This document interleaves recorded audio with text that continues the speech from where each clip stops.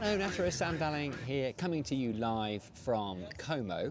Actually, I'm not live at all. I'm pre-recorded, so scrap that. But I am coming to you from Como. Yes, I'm in Italy. I've missed the last 2 days of Champo action. I was at days 1 and 2 up at Durham. It was freezing. I had to defrost my car both mornings. It's a little bit different here. You can probably see I have caught the sun. That may be slightly painful tomorrow. Anyway, just because I'm out of the country doesn't mean Champo Talking Points isn't happening. Just one win in the latest round of action.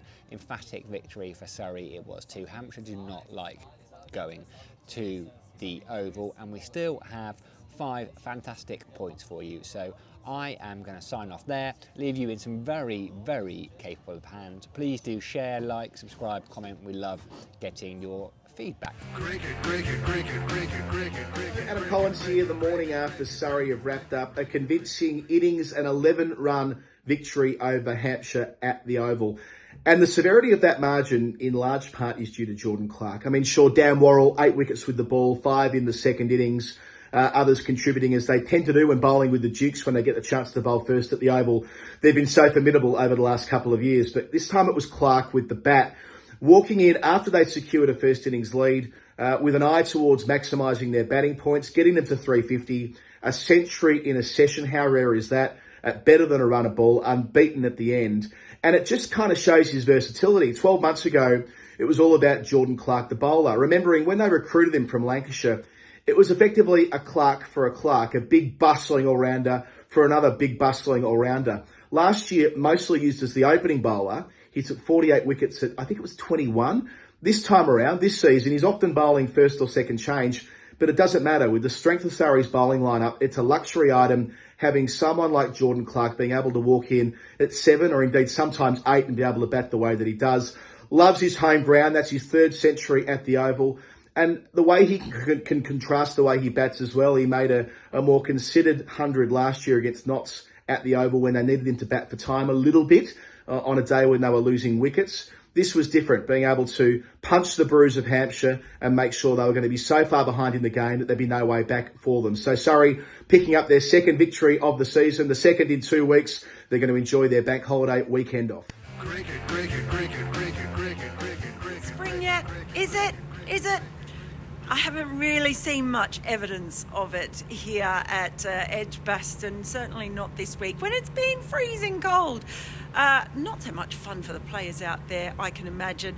But we have had some very high quality cricket in the game between Warwickshire and Nottinghamshire. Of course, a lot of the headlines will undoubtedly be reserved for Ben Duckett and the magnificent double century that he scored. And of course, the return to first class cricket of the guy who has had so much problems with injury, disappointingly, in Ollie Stone. And in particularly on the final day here at Edgbaston, he bowled really, really well, constantly threatening the edge. But he is part of an attack that I think could be very good, bearing in mind Josh Tongue is still out for Nottinghamshire. But boy, oh boy, Dylan Pennington, he was fantastic to watch, and you can see why they were so keen to lure him away from Worcestershire, and undoubtedly he's seen as a big loss for the fans of Worcestershire as well.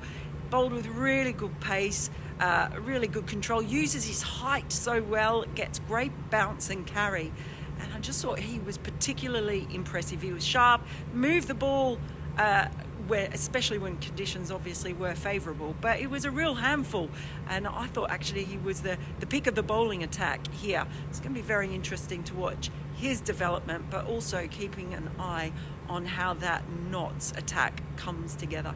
Anyway, that's enough for me. I'm going to go find somewhere warm to sit and thaw out.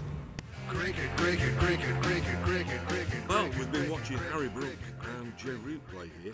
One at the beginning of his, what seems to be an explosive career, the other one getting towards the end. I remember seeing Joe Root here in 2013 scoring a magnificent double hundred. He'd only just made his test debut the previous winter for England, and it was a magnificent innings.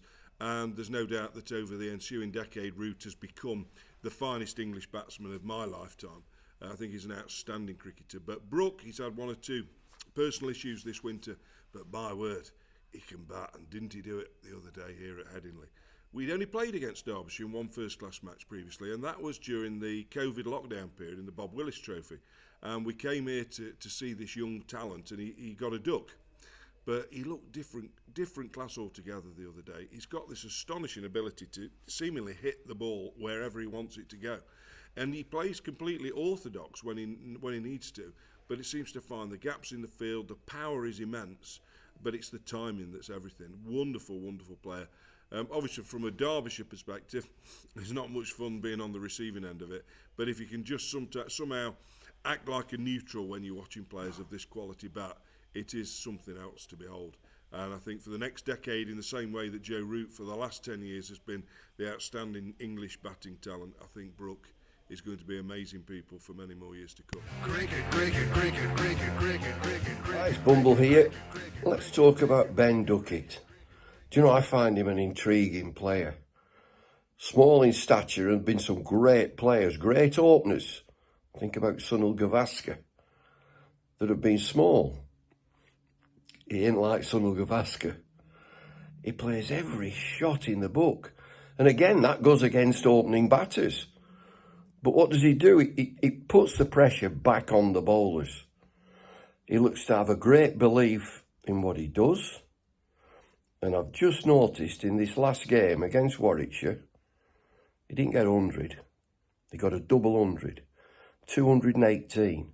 Opening the batting in April.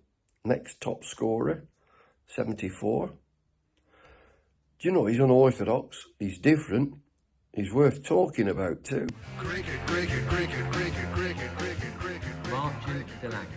Shanners to many, he's a lovely, lovely bloke, a big South African bloke. You think he'd be terrifying, but no, he's a wonderful guy. Whenever I hear his name, straight away I think of the story at the Somerset Media Day a couple of years ago, when the staff were struggling to lift the benches for the photo shoot. He just picked one up in each arm, plonked him down, said, there you go, and had a little chuckle. He was funny to watch in the football warm-ups.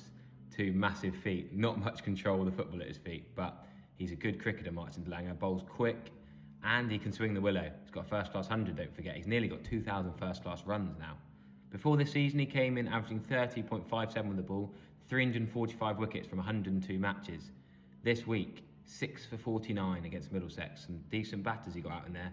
Higgins, of course, the man who was at Gloucester, now he's at Middlesex again. Got him out, crucial wicket. But typical Delany, second innings, only got one for over 100, 109. He's a career of ups and downs. You look at his test history. He played test cricket with the legends, the golden South African era of 2011. His debut, he shared the ball with Dale Steyn, Morne Morkel, Imran Tahir, Jax Callis. 7 for 81 he got on debut. And just over a year later, March 2012, end of his test career. Played in New Zealand, did not bat in either innings. Hitting at number 11, they declared in the first innings, wasn't leading the second, and just 1 wicket in that match. It's a funny career, Martin Delany, but he's a lovely, lovely bloke. Top bloke, and it's great to see him doing well, Martin Delany. It's me again, yes. Despite being in Italy, I could not let this pass without comment. I saw up at Chester Street an absolutely magnificent 100 by Essex's Felix Kushi. He is the real deal. They've been excited about him at Chelmsford for a long time now. I remember watching his maiden first-class half-century, actually. It was at Chelmsford against Surrey, and in the Bob Willis Trophy season, actually, and he thought, this kid is special. He'd made 40 of the week before in a win over Kent on his debut. Taken him a little bit of time to settle in red ball cricket. He'd been in and out of the side, hasn't quite nailed down a place until this year. He and Dean Elgar have been opening the batting. Nick Brown had to miss out. He came back and scored some runs. Fair play to Nick Brown. But Kushi, the 100 against a fine Durham attack. You're talking about Bryden Cass and Matt Potts, who are England Central contracted players. You've also got Paul Coughlin and Ben Rain, fine county bowlers. Anyway, Kushi got hit early in the kind of hip area by Cass. One didn't quite get up. He was in real agony, and Durham tried to test him with the short ball. He just kept pulling them away for 4. What was remarkable about Kushi is the way he picked up length so quickly. It was just, if it was 2-4, bang, he hit it down the ground or through the covers. If it was short, he pulled and cut. I think Essex have an absolute gem there. I look forward to watching him develop.